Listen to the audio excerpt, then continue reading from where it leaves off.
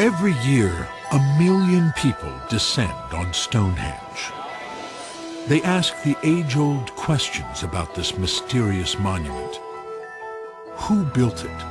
How was it built? And why? To find out, archaeologists are studying Stonehenge with new tools and new eyes. By constructing Stonehenge, these people were creating something which had never been created before. It's a bit like their own space program. There's a new theory about the meaning of Stonehenge.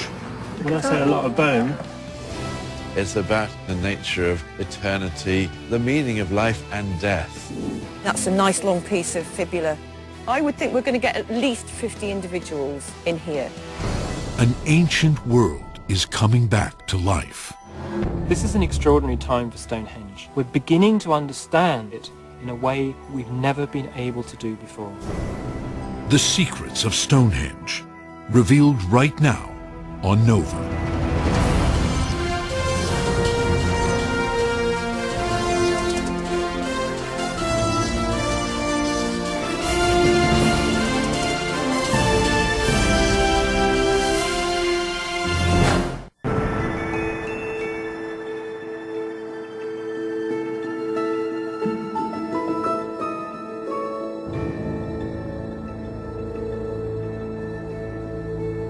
Brooding and majestic, Stonehenge is an icon of prehistory. It dates back to a time before Egypt built its pyramids, to the Stone Age in Britain. Time has taken its toll, but this monument remains a marvel of ancient engineering. A circular ditch and bank surround the stones. Upright stones tower over 20 feet and weigh up to 45 tons. Horizontal slabs called lintels crown huge pillars. All these giants are made of sarsen, a local sandstone harder than granite. Yet they were carved and fitted like woodwork. Uprights were tapered and topped with knobs. These fit hollows on the bottoms of lintels. Curved lintels, joined by tongue and groove, formed a nearly perfect circle. And despite a slight slope, this ring of lintels was level to within inches. The sarsens dominate Stonehenge, but nestled among them are smaller stones, no less remarkable. Geologists determined these are bluestones, transported here from Wales, at least 150 miles away. Who built Stonehenge? How was it built? And why?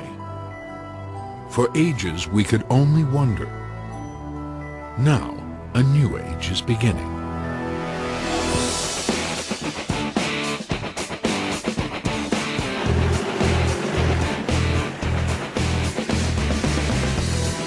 An army of archaeologists deploys around Stonehenge. Hey, everybody! Led by Mike Parker Pearson, the Stonehenge Riverside Project is nearly 200 strong, with scientists, students, and specialists in everything from astronomy to field survey. We're 6 years into this archaeological project. It's one of the biggest in the world, I reckon. So it's a really big chance to find out some of the key questions about Stonehenge. We're on a mission. We're on a quest.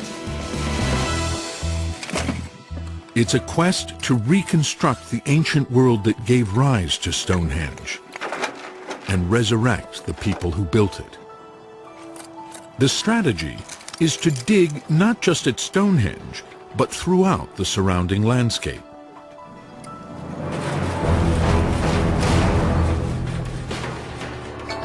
Stonehenge itself was extensively excavated during the 20th century.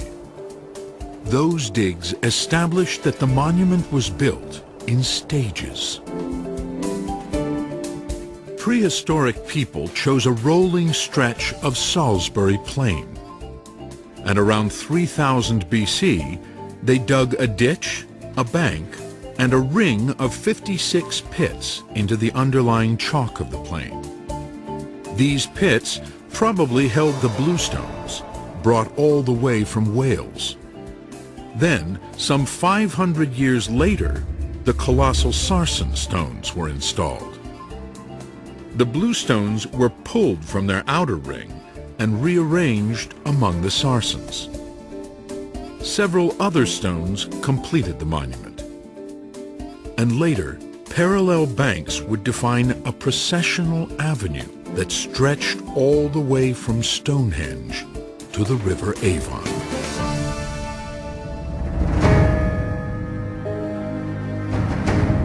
20th century excavations also uncovered the dead of Stonehenge. In the 1920s, nearly 60 human burials were excavated here, many in that outer ring of 56 pits known as the Aubrey Holes. But the discoveries were hardly acknowledged, because these were cremation burials. These people had been cremated, so they didn't have nice skulls with gleaming teeth to display. They had bundles of ash and bits of broken, burnt bone. The archaeologists weren't interested in those as objects. At that time, it was firmly believed that there was nothing you could learn from looking at cremated bone. Not a single museum in Britain wanted the bones, so in 1935, they were reburied in Aubrey Hole number 7. The idea that Stonehenge was actually one of, if not the biggest cremation cemetery in early prehistoric Europe, just disappeared into the ground, into Aubrey Hole 7, and was forgotten about. The bones were left undisturbed until today. Mike Parker Pearson has come to retrieve the dead of Stonehenge. To him, they represent a treasure trove of information. With closer analysis of those remains, even though they're burnt, we can work out people's approximate ages. We may be able to work out if they're male or female. We may even be able to find out more about their standard of life. So it's a really important opportunity to learn about the Stonehenge people. Records from 1935 state the bones were placed in 4 burlap bags and buried with a commemorative plaque.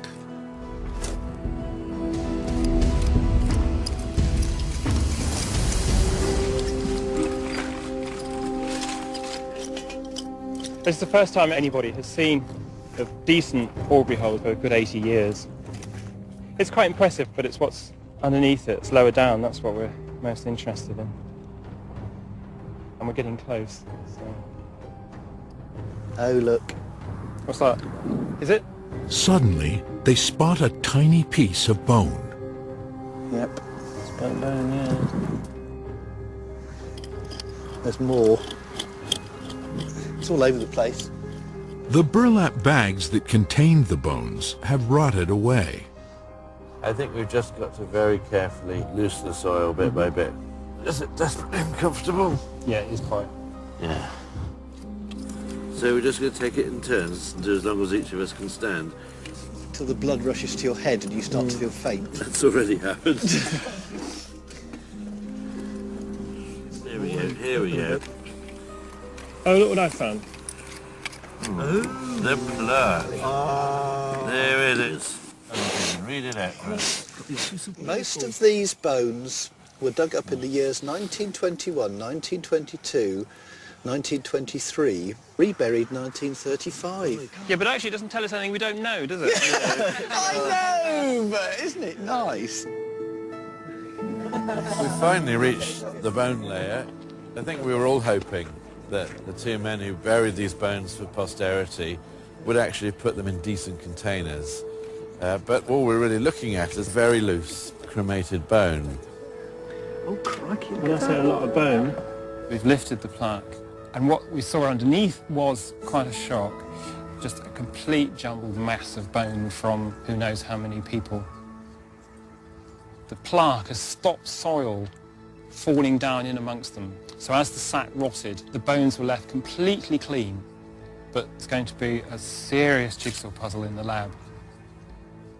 I was hoping it was going to be easy, but this is the worst case scenario.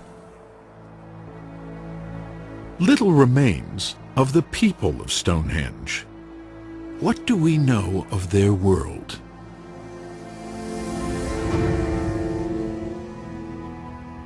Around 3000 BC, the age of the pharaohs begins in Egypt.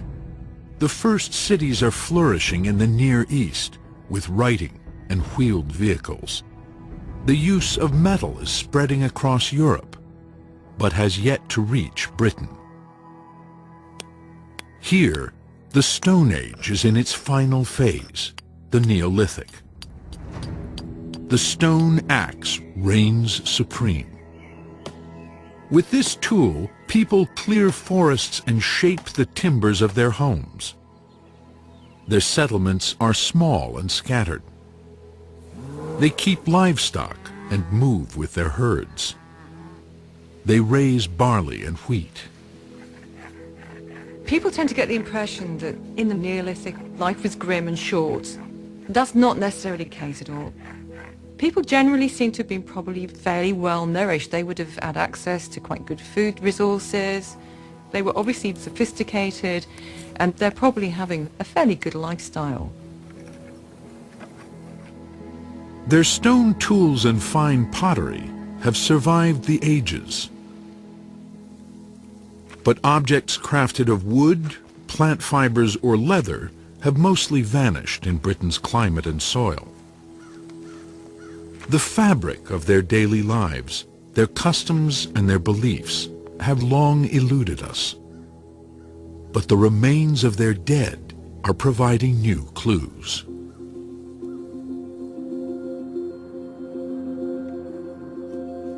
At Aubrey Hole number 7, Jacqueline McKinley joins the excavation effort. An expert on ancient human remains, she quickly spots individual features. It's a nice long piece of fibula. Brilliant. Probably second or third molar. That's the back of the skull. Look. In fact, that's a chap. That's a nail. Jolly good. It's a very important collection. We're in a very important place. Although it looks like a mass, by separating out the different skeletal elements, we can work out how many people there were in there, and the sex and the age of those individuals. Looking at the amount of material we've got, I would think we're going to get at least 50 individuals in here.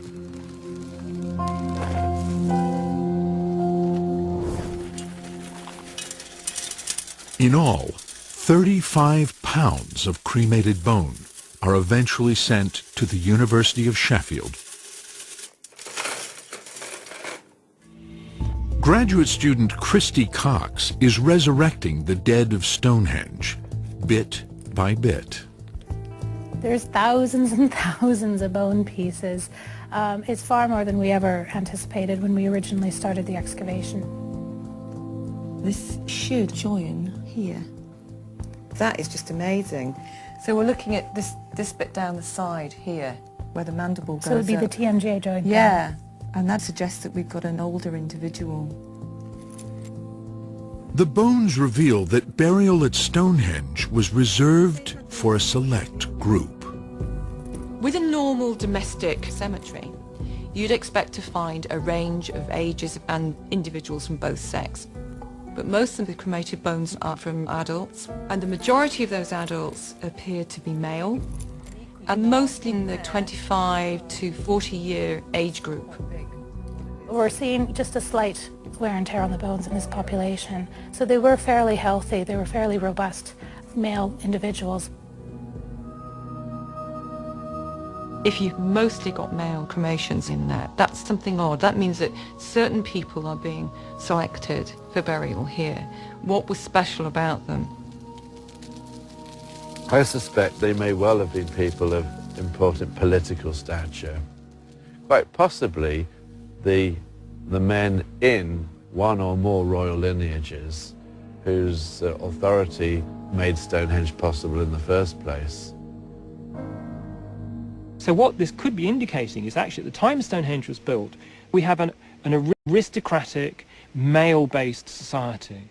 Now that's something we would never have known without these bones. Perhaps one royal family marshaled the manpower to create Stonehenge. And across the British Isles, other families or clans built their own stone circles. Nearly 1,000 still stand today. Neolithic people also raised timber circles. Today, all that remains are traces of post holes. But their size indicates some held tree trunks 15 feet high, weighing several tons. Enormous pits were dug to hold these timbers and standing stones. And many circles were enclosed by a circular ditch and bank, an earthwork known as a henge.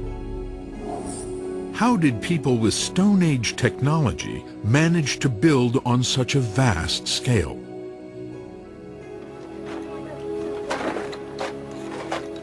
Near Stonehenge, Parker Pearson's team excavates a prehistoric ditch carved into the chalk of Salisbury Plain.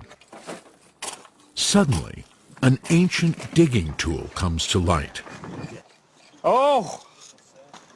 Oh, look at that!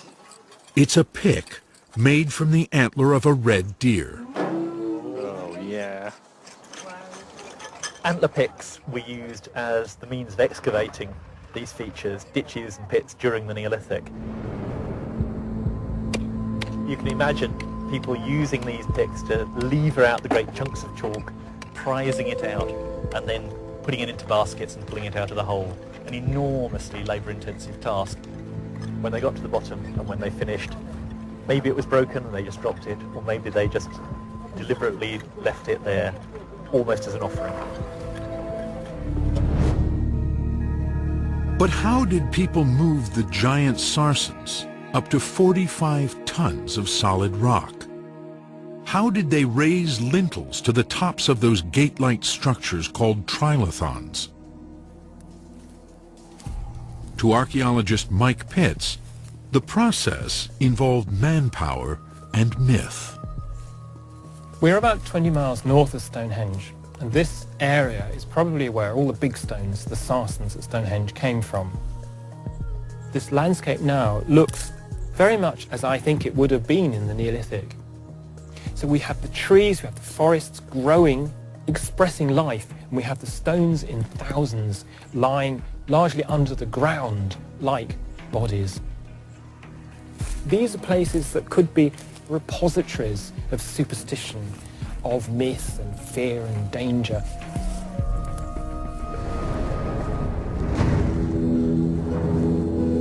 To find a sarsen of the right size and shape for Stonehenge may have been a sacred quest for the most skilled stonemasons.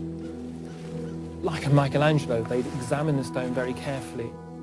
These are guys that are used to making stone tools. They understand stone. And I think a Stonehenge mason would have looked at a stone like this as something that he's used to making, like a stone axe or an arrowhead, but enlarged into a huge scale.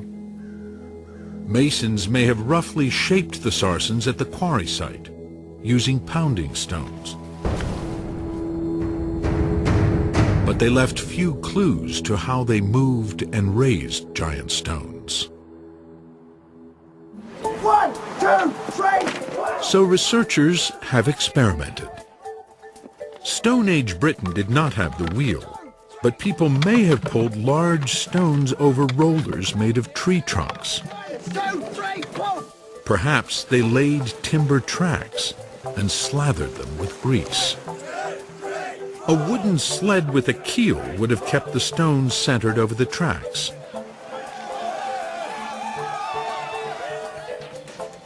Raising a giant stone involved somehow tipping it into a giant hole. 1, 2, 3, whoa! Lintels may have been pulled up ramps and levered into place. All these techniques are plausible. There's just no evidence they were actually used. Now, there's a new theory. Andrew Young, became obsessed with carved stone balls during graduate work at the University of Exeter. Some of these prehistoric objects are elaborately engraved, but many are unadorned. Most have been found in northeast Scotland, an area known for its stone circles. These artifacts defy explanation. People had said they might be weapons or for throwing or possibly pounding vegetables, kinds of things that you could do with a portable stone object. Nothing that anybody had really said about them satisfied my question, what are they for? Young taught himself to carve replicas and pondered one strange fact. Many carved balls, engraved and plain, have exactly the same diameter. Large numbers that are identical in size to the millimetre. And why would they need to be identical in size? And that just gave him that eureka moment. Wow, if you're going to use them as a wheel, you need them to be the same size. Andrew Young had a vision of Stone Age ball-bearing technology. For his PhD thesis, he's testing his idea at a farm near Stonehenge. So this one's high. He's joined by a team of fellow students and his graduate advisor, Bruce Bradley, an authority on experimental archaeology. All right, let's move them back towards each other. Andy brought this theory to me. I was astounded because it just made sense. It's just so obvious. Why didn't somebody think of this before? With rails made of Douglas fir, they'll build 80 feet of track. It's not straight though. Each rail has a channel cut into it to hold granite balls hand-finished to a precise 75 millimeter diameter. They'll also use wooden balls. During the time of Stonehenge, people were skilled at carving stone and wood and could have produced all these components. That's a lot better. Instead of a giant stone, the team has 25 tons of gravel, and Andrew Young has his concerns. I'm really worried about the type of wood we used. They would probably have used oak in the Neolithic. We haven't been able to use oak because of the cost. The wood we've got is perhaps too soft. They build a platform, a crib to straddle the rails and carry the weight. The worst fear would be that we'd get just a couple tons on there and we couldn't push it anywhere. There's a lot of unknowns right now, and that's what experiments are all about. They load 3.3 tons, roughly the weight of a bluestone at Stonehenge. 1, 2, 3, go. Keep it going. Keep it going. Oh, darn. Almost immediately, they're stuck. Oh, man, what happened? The weight is crushing the Douglas fir. You know, this amount of weight seems to have compressed it enough that our gap, we're losing our gap. It's less than a centimetre, and that is not good. No. As soon as you've got that crib touching the rail, you just got friction. You've totally undermined everything we've done with the balls. Young's worst fear about the soft wood has come true. But there's a quick fix. To offset the compression of the Douglas fir, they place wooden inserts in the grooves. Eastern 23 mil. The gap is back, at least for now. They load up nearly 6 tons, roughly the weight of 2 bluestones. Can they do it? Look at the division of labor all of a sudden. How'd that happen? Hey, you girls, the call will be giddy up. All right. 1, 2, 3, 4. Go! It's moving! Ah! Come on! Watch yourself. Keep going, folks! Keep at it. Let's get on those wood balls. We're gaining speed. Whoa! Hey! We've moved the bluestones, and once it was going, we were going. Yeah, we were having a hard time stopping. We're not as heavy as the Sarsens at Stonehenge, but I'm convinced that that's it. We can move the Sarsens, no problem. The largest sarsen at Stonehenge weighs some 45 tons. How much can this rig handle? The team has one more day to find out.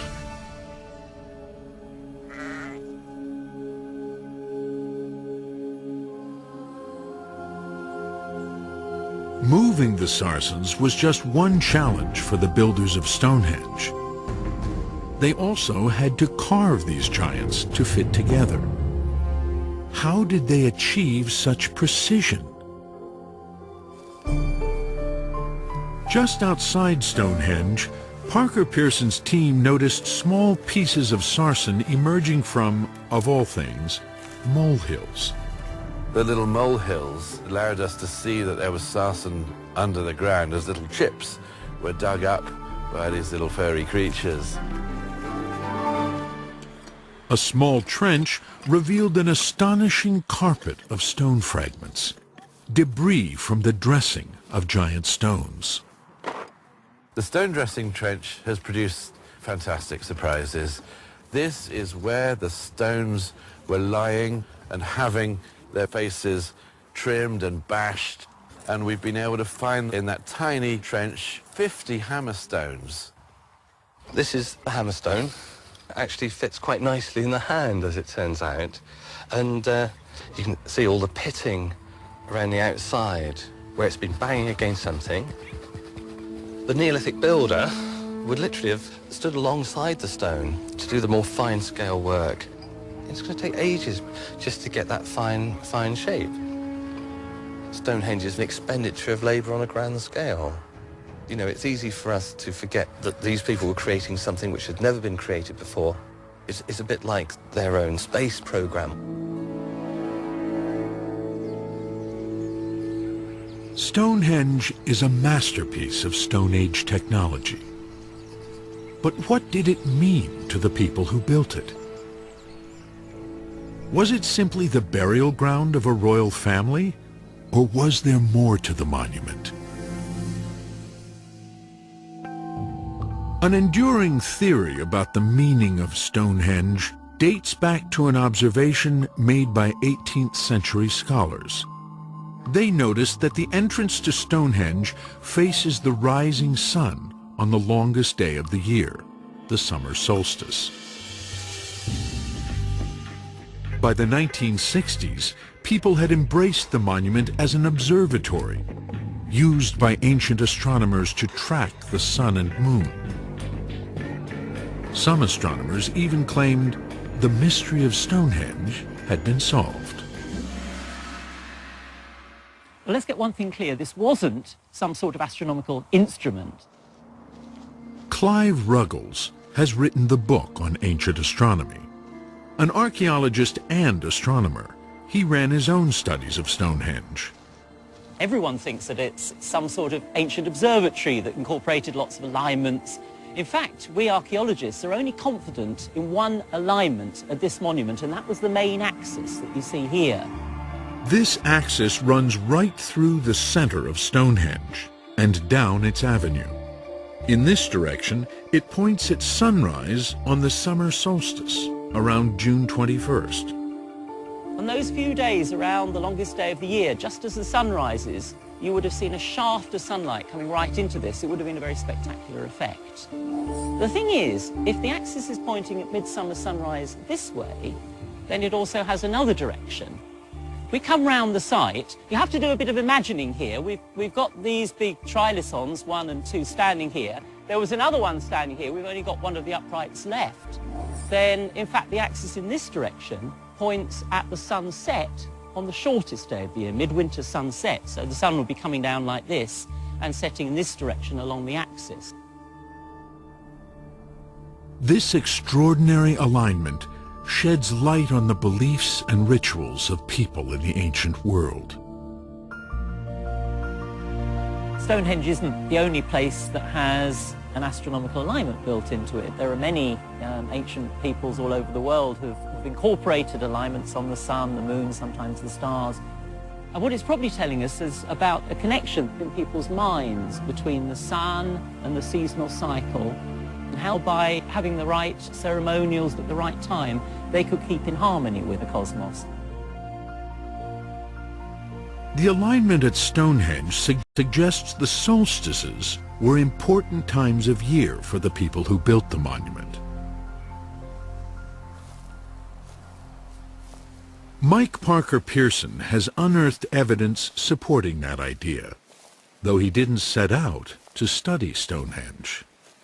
I never thought I'd be doing any work here in a million years, and I had many other interesting things to do, so it was a series of accidents that really led to our project getting up and running. He had spent years in Madagascar studying traditional burial practices. Here, people build stone monuments for the dead. They believe stone belongs to the realm of the ancestors. The realm of the living is built of perishable materials, like wood. In 1998, Parker Pearson happened to visit Stonehenge with an archaeologist from Madagascar. When my colleague Ramilson saw all of this on a cold February morning, it was something of a bombshell, because what he was to say was to change archaeologists' understanding of this monument completely and to lead to a huge new program of archaeological research. I believe this is a meeting place to connect with the ancestors. I am utterly convinced the stones are linked to the ancestors. And that's the moment the light bulb went on in my mind, and I thought stone was associated with the ancestors, the dead, and constructions in timber should be associated with the living. And this made me think a little more about what was happening in the Stonehenge landscape. He knew Stonehenge was full of cremated remains, nearly 60 burials excavated in the 20th century, and perhaps 200 more in untouched areas of the monument. If Stonehenge marked the realm of the dead, where was the realm of the living? Less than 2 miles north of Stonehenge sits the giant henge of Durrington Walls. In the 1960s, when a road was cut through this henge, archaeologists discovered the post holes of a timber circle, nearly identical in size to Stonehenge. If Durrington Walls marked the realm of the living, and Stonehenge the realm of the dead, perhaps the physical link between the two was the River Avon. We know from mythologies all around the world that water is a very important part of that journey, from the world of the living to the world of the dead. It was a clever theory, with little to back it up. Until excavations began at Durrington Walls. My interest in Durrington Walls was to find out two things. There should be an avenue linking it to the river, just as there was Stonehenge's famous avenue leading to the water. Secondly, there should be evidence of settlement, of something to do with the living. The team did uncover an avenue, some 30 feet wide, running straight from Durrington Walls to the River Avon. The dig also revealed ample evidence of the living. We've actually found the floor of a house. Now, it's only 4 meters that way by 4 meters this way. It has stake holes along its sides, so timber facade covered with chalk plaster.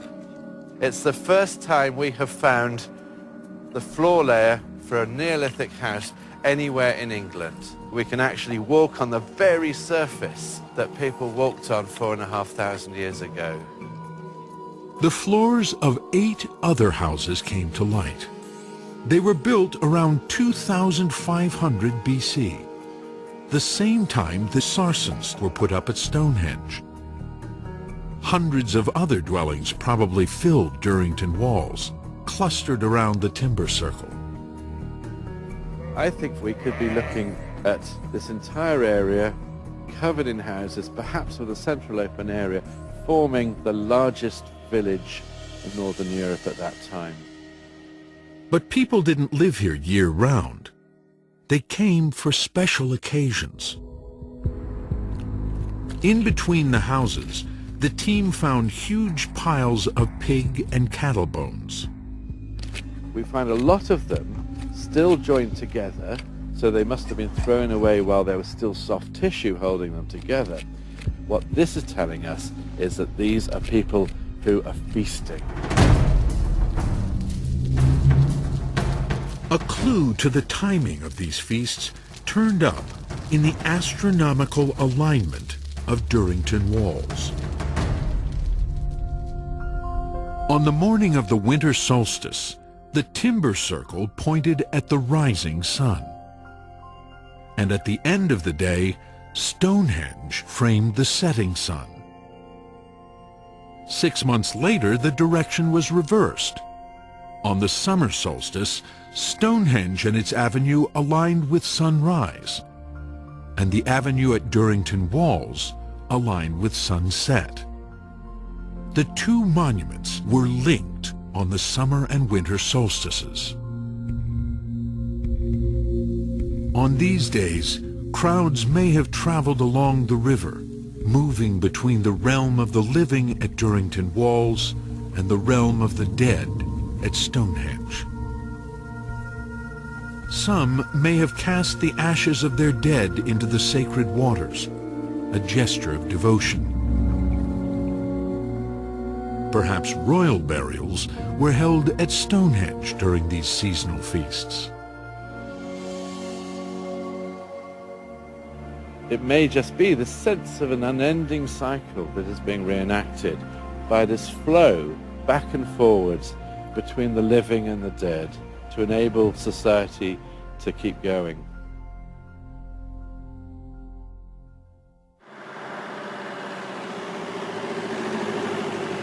Parker Pearson had discovered traces of an ancient belief system etched into the landscape around Stonehenge. But one question still lingered about the monument's location. Why was Stonehenge built on such an unremarkable patch of countryside, not on a ridge or hilltop? The answer may lie hidden beneath the surface of the Stonehenge Avenue, the great processional route leading to the River Avon. This feature was mapped by running a small electric current through the soil and measuring its resistance. The technique can detect structures under the surface. It picked up a series of mysterious grooves running beneath the avenue for more than 200 yards. Parker Pearson was convinced these grooves were the remains of a man-made structure older than the avenue. His team opened a shallow trench to investigate. It runs over there. Yeah.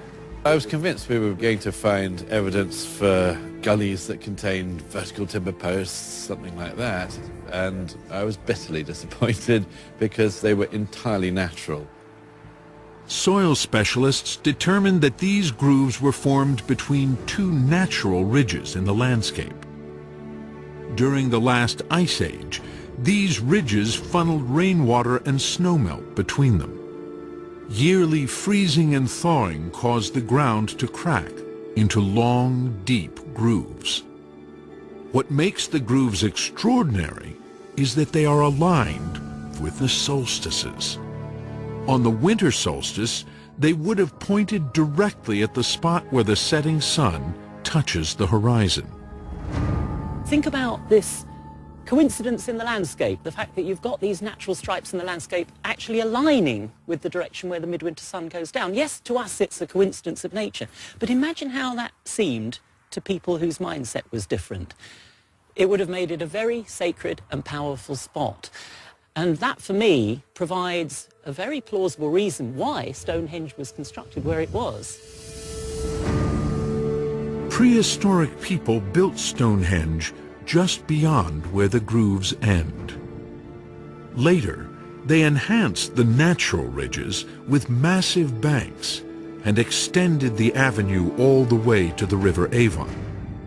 Or so it was assumed.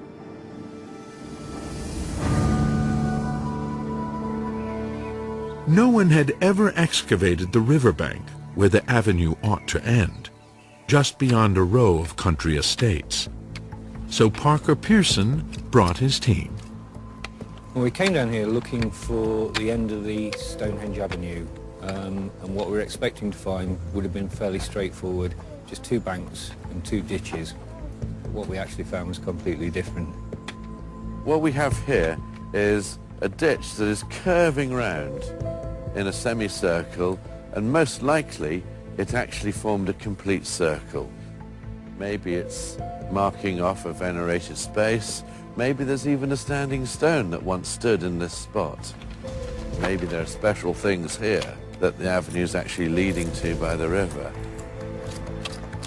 It will take more digging to get to the bottom of this mystery. Will that go through there? Not far from the Riverside Trench, Andrew Young and his team continue to test his system for moving giant stones. They tackle the equivalent of a sarsen at Stonehenge. These range from 7 to more than 40 tons. Slack. 1, 2, 3. The team starts with a load of 8.3 tons. They give it everything they've got. Nope. Not going. We didn't even budget. It's that moment of inertia that you've got to break. And obviously that was beyond 10 people. Some theories claim hundreds of people were involved in pulling giant stones. Young is convinced oxen did the heavy work. For now, he'll settle for a tractor. A gauge will measure how much force it takes to get this load moving. There it goes. Keep it going. A little faster. Woo. Yeah. Yeah. All right. Let's have a look at that gauge. Just over 1.2. 1.2. That's very good. Young figures this would have been a snap for about a dozen oxen. So what's happened there? The insert is obliterated. The spacers are breaking down. It's too soft. But Young wants to try one last load. What we could do is take off the top two, build the other crib and spread the weight out more. Redistribute it. I think that's the plan. Yeah. Yeah. Pleased to meet you finally. Lovely to see you. Just then, Stonehenge expert Mike Pitts drops by. I've been reading your work for years and always been very impressed. Well, thank you. Thanks for bringing the rain. Appreciate it. Well, Pitts is briefed, while the team sets up a second crib. I'm thinking as I look at this, okay, supposing this did happen, you've got to have a really smooth track, almost like a road. Absolutely. You need an engineered route again, almost, don't you? Basically, yeah. It's pretty sophisticated. Yeah, but I can't believe that in the Neolithic, when they're moving these stones, that the landscape is going to be nice and clear and smooth like this, but there's going to be all sorts of things going on, with swamp and forest and stones getting in the way and the steep slopes that you've got to get through. And that's the case, so, but that's the case with any system. That doesn't make it unique to this one. Absolutely. Okay. Now the rig is ready for a final run. Nearly 13 tons. Heavier than some sarsens at Stonehenge. About a third the weight of the monument's largest stones. There it goes. Keep it going.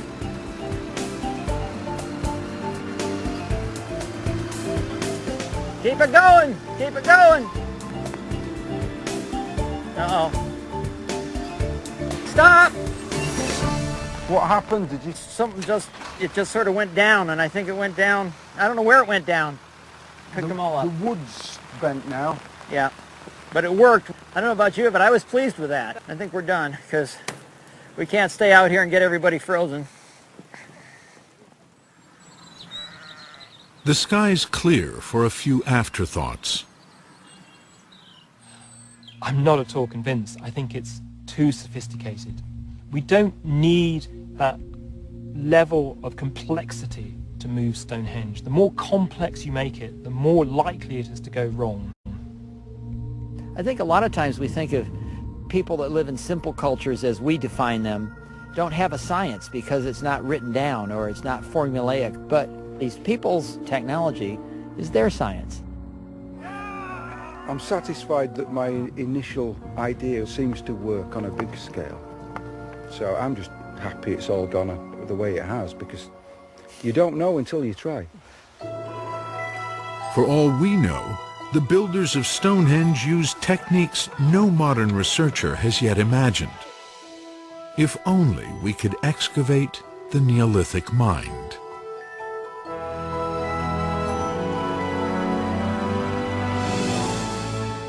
Back at the riverside, Parker Pearson and his team expand their trenches and expose more of that strange circular structure. It appears to be the ditch and eroded bank of a henge. Ben, we've got a huge triangular stone hole in that one. In its center, they make a spectacular discovery. A ring of large holes. Recorded in a laser scan, their shape and size point to one thing. They probably held bluestones, just like the ones now standing at Stonehenge. This place was selected out as a special spot to build a stone circle. And to do that, with antler picks, they had to dig a circle of holes.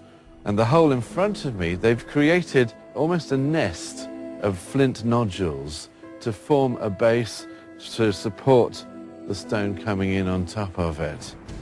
These stones would have formed almost a mini Stonehenge without the lintels, very close together, standing some 3 meters high in places.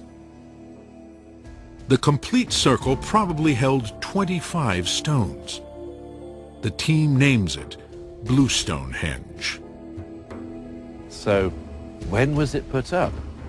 When was it taken down? Where did the stones go?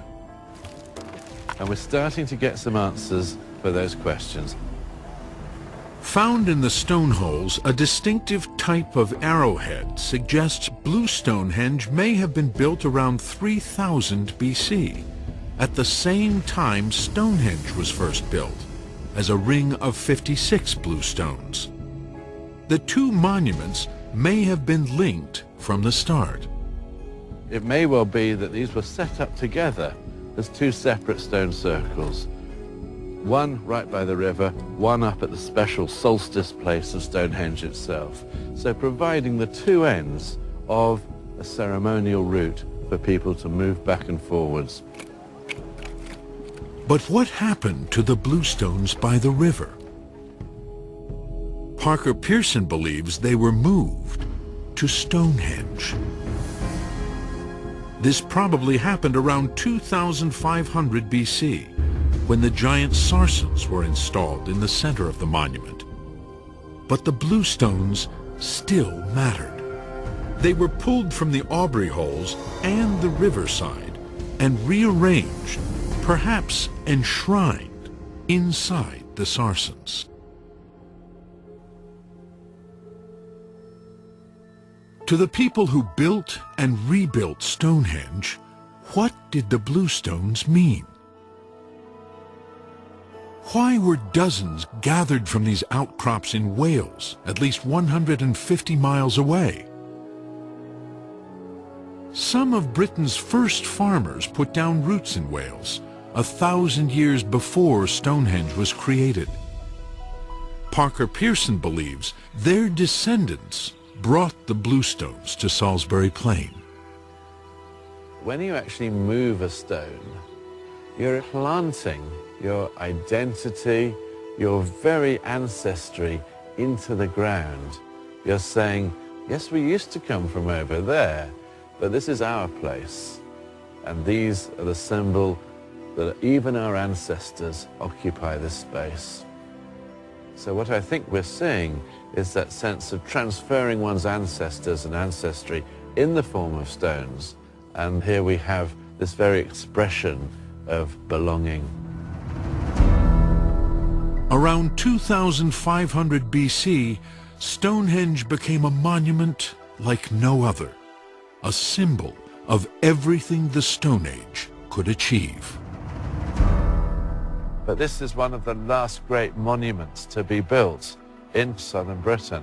It's the end of an era rather than the flowering of a huge, powerful civilization. It's something of a swan song.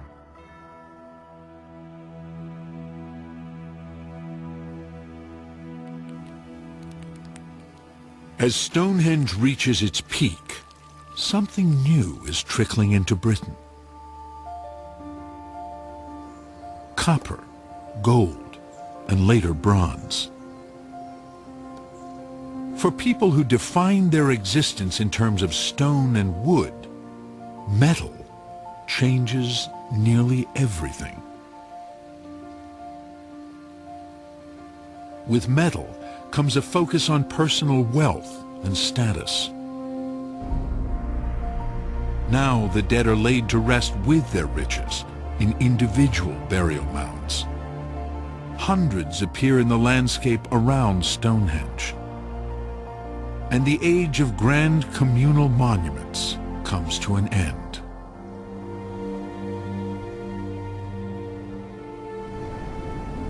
A symbol of eternity, Stonehenge was built to stand forever. But in time, the great stone circle was abandoned. Its age was eclipsed by a new technology, a new way of being.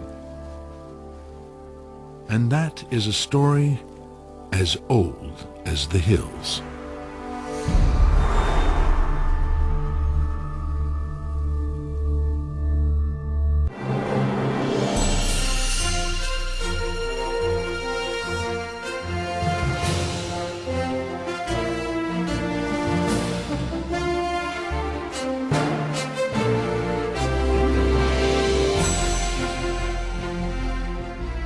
This Nova program is available on DVD at shawpbs.org or call 1-800-PLAY-PBS.